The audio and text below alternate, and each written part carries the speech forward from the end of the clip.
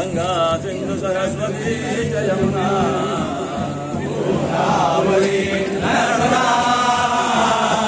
कावेरी करुणेतनया धर्मण्वती वेदिका वेदवती मातृनदी राधा गया दंडकी पूर्णा पूर्णजय सोमुख सरिता गुर्या सदा मंगलम आदि रंगटी समीपतरा जय हो न्या भाग्या वियोगे मधुबन पूजनका अखिलस्वना तेरा दुर्गा दुर्गवधुवरा करणे ओ एकना की उभी आनंदे गौरवरा करणे